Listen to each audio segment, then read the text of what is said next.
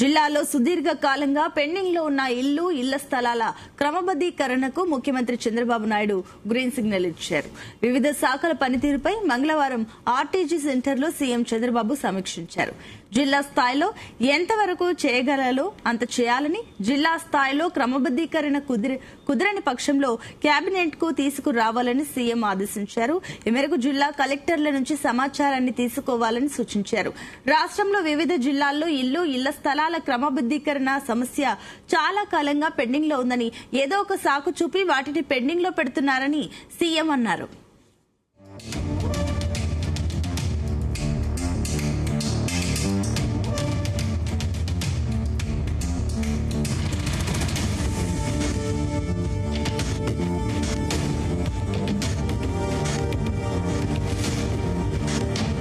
దీనికి full stop పెట్టాలని అధికారులకు సూచించారు. ప్రతి జిల్లాలో క్రమబద్దీకరించాల్సిన ఇళ్ల స్థలాల జాబితాను సిద్దం చేయాలని, ఈ మేరకు జిల్లా కలెక్టర్ల నుంచి సమాచారాన్ని తీసుకోవాలని సూచించారు. సమస్య పరిష్కారం కాకపోతే కేబినెట్ లో పెట్టి వాటి క్రమబద్దీకరణ నిర్ణయం తీసుకుంటామన్నారు. గృహ నిర్మాణ శాఖలో పెండింగ్ లో ఉన్న బిల్లుల చెల్లింపు ప్రక్రియను కూడా మొదలు పెట్టాలని, దీనిపై ఆయా శాఖలు సమన్వయం చేసుకోవాలని సీఎం చంద్రబాబు ఆదేశించారు. ఇసుక అక్రమాలపై సమీక్షలో సీఎం కీలక వ్యాఖ్యలు చేశారు. ఇసుక అక్రమాలు అస్సలు జరగడానికి వీల్లేదని తేల్చి చెప్పారు. ఏపీలో తవ్విన ఇసుక ఇతర రాష్ట్రాలకు వెళ్లకూడదని అన్నారు. రాష్ట్రాల సరిహద్దులు దాటిన వాహనాలను సీజ్ చేయాలని, ఈ విషయంలో కఠినంగా ఉండాలంటూ ఆదేశించారు. ఈ మేరకు టెక్నాలజీని పూర్తి స్థాయిలో వినియోగించుకోవాలని, ఇసుక అక్రమంగా వేరే ప్రాంతాలకు వెళ్తే మాత్రం వెంటనే అలర్ట్ మెసేజ్లు వచ్చేలా మెకానిజం ఏర్పాటు చేసుకోవాలని అన్నారు. ఇప్పటికే 50,000 వాహనాలను జీపీఎస్ తో ట్రాకింగ్ చేస్తున్నామని, అక్రమాలు జరగకుండా మైనింగ్ శాఖ, పోలీస్ శాఖ కోఆర్డినేట్ చేసుకోవాలని సూచించారు. ప్రభుత్వం అందించే వివిధ సంక్షేమ అభివృద్ది కార్యక్రమాలను ప్రజల్లోకి బలంగా తీసుకువెళ్లాలని, ప్రభుత్వం అందించే ప్రతి పథకం, అమలు చేస్తున్న ప్రతి కార్యక్రమం పట్ల ప్రజలకు అవగాహన కలిగితే ప్రభుత్వం అందించే సేవలకు సార్థకత లభిస్తుందని సీఎం అన్నారు. ప్రభుత్వ సేవల పట్ల అవగాహన కలిగితే ప్రభుత్వం అందిస్తున్న సేవల పట్ల ప్రజల్లో సంతృప్తి పెరుగుతుందని అన్నారు. ఇక రాజవోమంగి సిడిపిఓ ఆత్మహత్య ఘటనకు కారకులైన వారిపై కఠిన చర్యలు తీసుకోవాలని సీఎం ఆదేశించారు. వర్క్ ప్లేస్ లో వేధింపులు ఉండకూడదని అన్నారు. క్షేత్రస్థాయిలో జరుగుతున్న పరిణామాలను ఎప్పటికప్పుడు విశ్లేషించుకోవాలని సూచించారు. సమస్యలు ఉత్పన్నమయ్యాక చర్యలు తీసుకోవడం కాకుండా సమస్యలు ఉత్పన్నం కాకుండా చర్యలు తీసుకోవాలని ఆదేశించారు.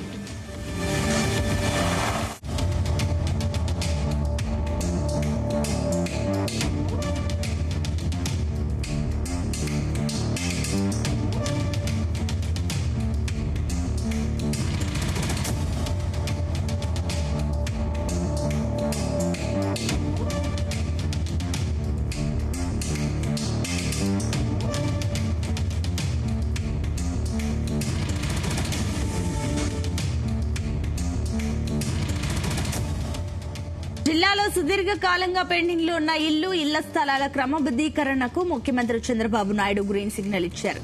వివిధ శాఖల పనితీరుపై మంగళవారం ఆర్టీజీ సెంటర్లో సీఎం చంద్రబాబు సమీక్షించారు. జిల్లా స్థాయిలో ఎంతవరకు చేయగలరో చేయాలని, జిల్లా స్థాయిలో క్రమబద్దీకరణ కుదరని పక్షంలో కేబినెట్ కు తీసుకురావాలని సీఎం ఆదేశించారు. ఈ మేరకు జిల్లా కలెక్టర్ల నుంచి సమాచారాన్ని తీసుకోవాలని సూచించారు. రాష్ట్రంలో వివిధ జిల్లాల్లో ఇళ్ల స్థలాల క్రమబద్దీకరణ సమస్య చాలా కాలంగా పెండింగ్ లో ఉందని, ఏదో ఒక సాకు చూపి వాటిని పెండింగ్ లో పెడుతున్నారని సీఎం అన్నారు.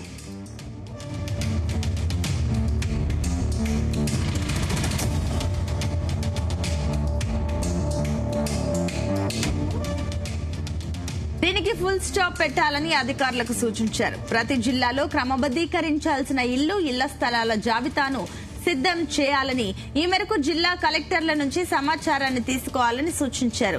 సమస్య పరిష్కారం కాకపోతే కేబినెట్ లో పెట్టి వాటి క్రమబద్దీకరణ నిర్ణయం తీసుకుంటామన్నారు. గృహ నిర్మాణ శాఖలో పెండింగ్ లో ఉన్న బిల్లుల చెల్లింపు ప్రక్రియను కూడా మొదలు పెట్టాలని, దీనిపై ఆయా శాఖలు సమన్వయం చేసుకోవాలని సీఎం చంద్రబాబు ఆదేశించారు. ఇసుక అక్రమాలపై సమీక్షలు సీఎం కీలక కమెంట్స్ చేశారు. ఇసుక అక్రమాలు అస్సలు జరగడానికి వీల్లేదని తేల్చి చెప్పారు. ఏపీలో తవ్విన ఇసుక ఇతర రాష్ట్రాలకు వెళ్లకూడదని అన్నారు. రాష్ట్రాల సరిహద్దులు దాటిన వాహనాలను సీజ్ చేయాలని, ఈ విషయంలో కఠినంగా ఉండాలంటూ ఆదేశించారు.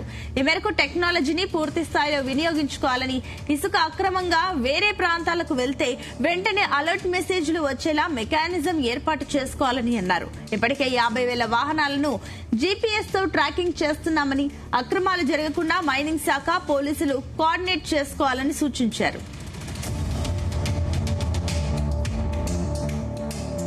ప్రభుత్వం అందించే వివిధ సంక్షేమ అభివృద్ధి కార్యక్రమాలను ప్రజల్లోకి బలంగా తీసుకువెళ్లాలని, ప్రభుత్వం అందించే ప్రతి పథకం, అమలు చేస్తున్న ప్రతి కార్యక్రమం పట్ల ప్రజలకు అవగాహన కలిగితే ప్రభుత్వం అందించే సేవలకు సార్థకత లభిస్తుందని సీఎం అన్నారు. ప్రభుత్వ సేవల పట్ల అవగాహన కలిగితే ప్రభుత్వం అందిస్తున్న సేవల పట్ల ప్రజల్లో సంతృప్తి పెరుగుతుందని అన్నారు.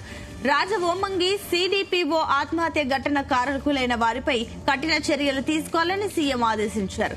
వర్క్ ప్లేసుల్లో వేధింపులు ఉండకూడదని అన్నారు. క్షేత్రస్థాయిలో జరుగుతున్న పరిణామాలను ఎప్పటికప్పుడు విశ్లేషించుకోవాలని సూచించారు.